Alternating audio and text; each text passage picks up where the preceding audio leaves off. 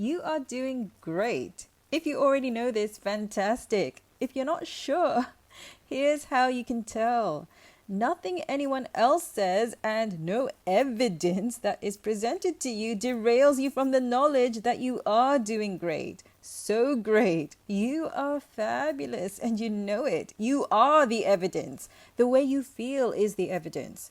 Knowledge is a state of mind that goes beyond conviction. You simply don't allow yourself to be discouraged or triggered or manipulated. You might hear words, but they don't resonate. They don't register as fear or disappointment or any of the other low frequency energies. You do not falter in your knowledge of your own well-being. You do not waver. That's how powerful you are.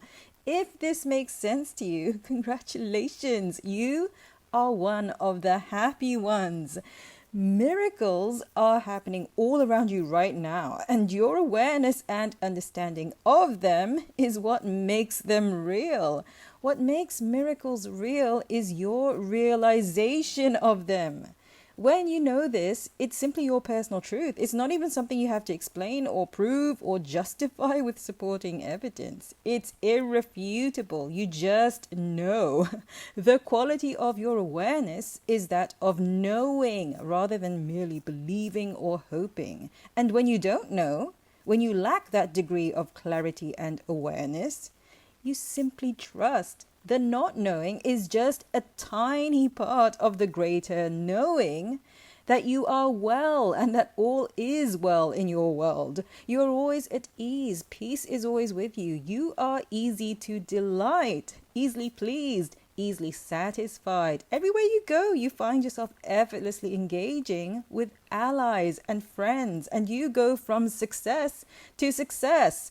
You know that the true measure of success is happiness, and that productivity is just a byproduct, a natural consequence of your happiness. And you know beyond merely believing that no action is required of you in order for you to receive something of value, that no suffering is required of you in order for you to receive good things.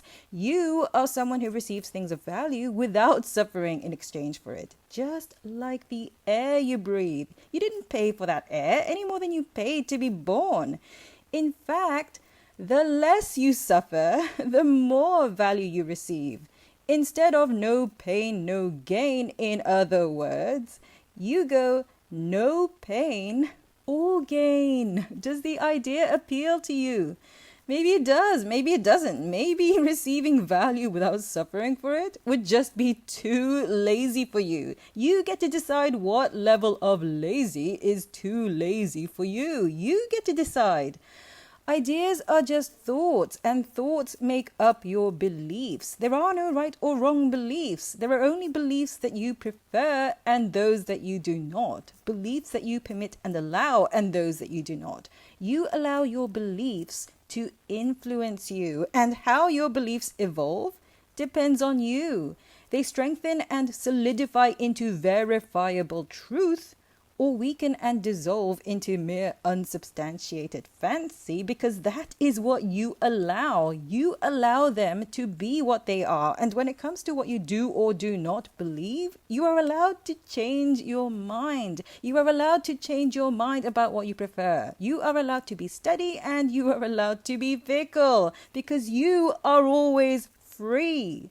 Your core underlying beliefs are the simplest ones, and they constitute the foundation upon which you build more complex patterns of thought, and from which you manifest intricate physical things, whether it's optimal health or accumulating money and possessions or developing meaningful personal relationships.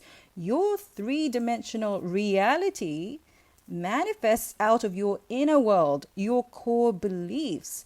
At the core of your being, you have a deep knowing, a strong awareness of what feels good to you. It's such a powerful knowing that it transcends reason. Why do you like the color blue, for instance, as opposed to any other color? Is there a logical reason for preferring a particular color over another? Or does preference have nothing to do with logic?